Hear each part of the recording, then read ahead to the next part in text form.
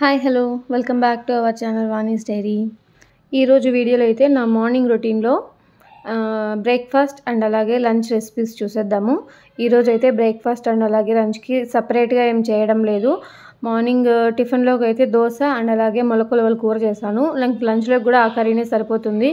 ఇంకా ఆఫ్టర్నూన్కి ముద్ద చేసుకుంటే సరిపోతుంది. ఇదైతే నైట్ మా వారికి పెరుగు అంటే ఓన్లీ పెరుగే కాదు, కొద్దిగా వాటర్ కూడా వేసి ఆనియన్స్ పచ్చిమిరపకాయలు ఇవన్నీ కట్ చేసి నైట్ అన్నంనే కలిపి పెట్టేస్తున్నాను.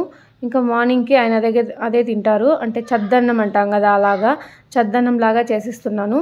ఎందుకు అంటే ఆయనకు కొంచెం ఎసిడిటీ వచ్చింది ఈ మధ్య.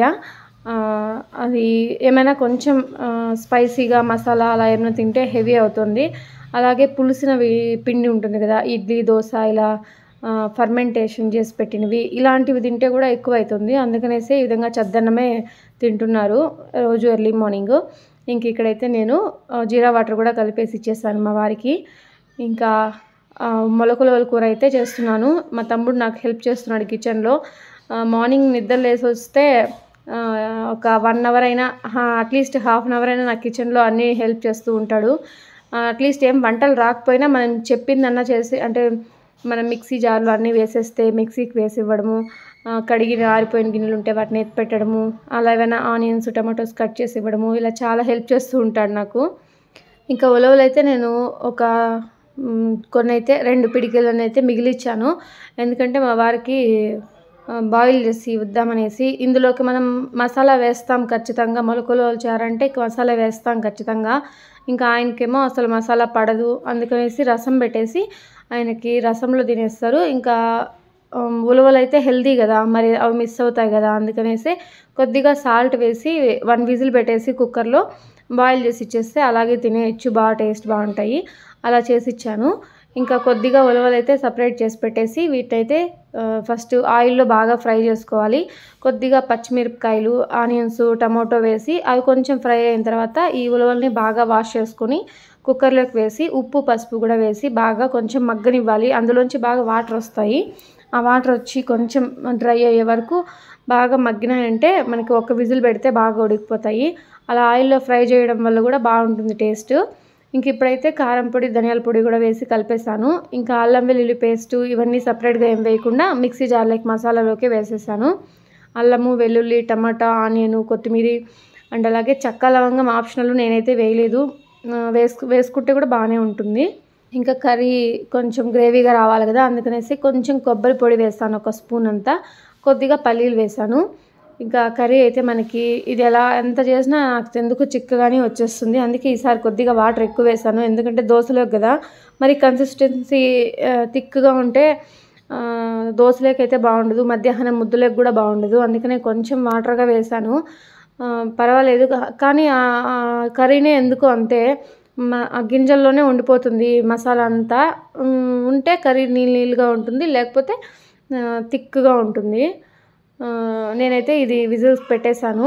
ఇంక ఇక్కడైతే బూడిద గుమ్మడికాయ జ్యూస్ చేస్తున్నాను. చెప్పాను కదా మా వారికి అసిడిటీ లాగా ఫామ్ అయింది కొంచెం. అంటే ఎలా ఉంటుందంటే రియాక్షను, ఏమన్నా తిన్న వెంటనే తేంపులు, ఎక్కువగా తేంపులు రావడము, కొంచెము మంటగా అనిపించడము కడుపులో అలా అనిపిస్తుంది. అందుకనేసే జీరా వాటర్ అయితే రెగ్యులర్గా ముందు నుంచి తాగుతూ ఉండేది.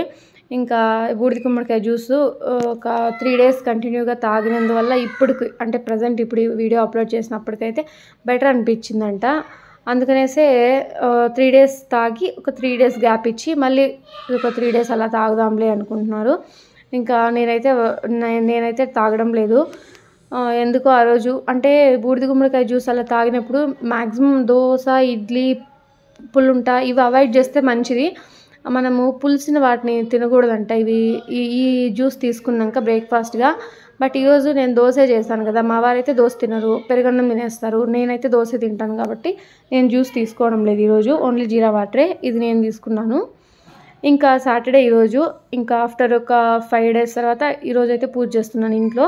అందుకోసమే దేవుని దీపాలన్నీ కడుక్కుందామనేసి నేనైతే ఈజీగా ఈ విధంగా కడిగేస్తాను. ఒక పెద్ద గిన్నెలోకి హాట్ వాటర్ వేసుకొని, అంటే గోరువెచ్చగా ఉండే వాటర్ వేసుకొని లెమన్ సాల్ట్ ఉంటుంది కదా, అది కొద్దిగా ఒక స్పూన్ వేసి విమ్ లిక్విడ్ ఒక స్పూన్ వేయొచ్చు. నా దగ్గర విమ్ ప్రజెంట్ అయిపోయింది, అందుకనేసి సర్ఫ్ ఉంటుంది కదా, సర్ఫ్ ఎక్సెల్ది, ఆ సర్ఫ్ ఒక హాఫ్ స్పూన్ వేసాను. అవి డిటర్జెంట్, ఏదో ఒక డిటర్జెంట్, లెమన్ సాల్ట్ అవి వేసేసి లైట్ గోరువెచ్చగా ఉండే వాటర్లో ఇవన్నీ మునిగేటట్టు పెట్టేస్తే, మనం అస్సలు స్క్రబ్ పెట్టి కాదు కదా, అట్లీస్ట్ చేయబెట్టి కూడా తోమనవసరం లేదు, బాగా నీట్గా వచ్చేస్తాయి. నేనైతే ఇంతకుముందు పీతాంబరితో దుద్ది నిజంగా చెప్తున్నాను, నా రైట్ హ్యాండ్ మొత్తం నెయిల్స్ దగ్గర అంతా బ్లాక్గా అయిపోయేది. వీక్లీ వన్స్ నాకు చాలా ఇరిటేటింగ్గా అనిపించేది. ఇది మా కిందింట్లో ఆంటీ వాళ్ళు బ్రాహ్మిన్స్, వాళ్ళైతే డైలీ కడుక్కుంటారు దేవుని దీపాలు ఇవన్నీ. నేనైతే వీక్లీ వన్సే కడుగుతాను. వాళ్ళు ఎలా కడుగుతారు మీరు ఆంటీ ఇంత ఓపికగా అంటే, వాళ్ళు అప్పుడు ఈ టిప్ చెప్పారు నాకు. నిజంగానే బాగా వర్క్ అయింది, ఎంత వైట్గా బాగా వచ్చేస్తాయి. మీరు కూడా కావాలంటే ట్రై చేయండి.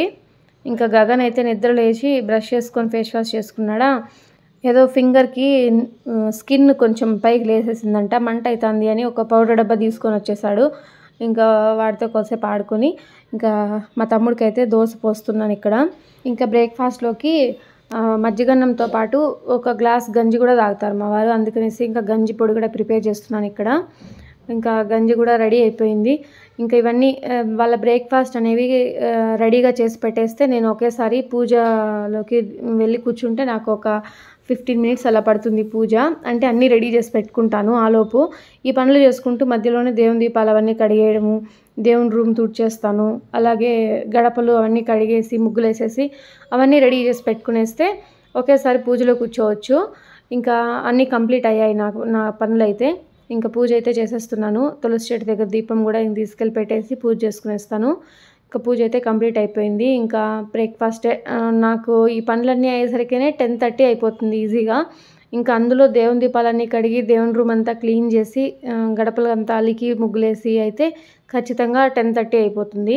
ఇంక ఈరోజు అయితే సాటర్డే కదా, మా పిల్లలకి అంటే మా యాంకుకి లీవ్ ఉన్నింది. మార్నింగ్ లేచినప్పుడు చెరొక గ్లాస్ గంజి తాగేశారు. ఇంకా 10:30కి నాతో పాటు ఒకేసారి బ్రేక్ఫాస్ట్ చేశారు.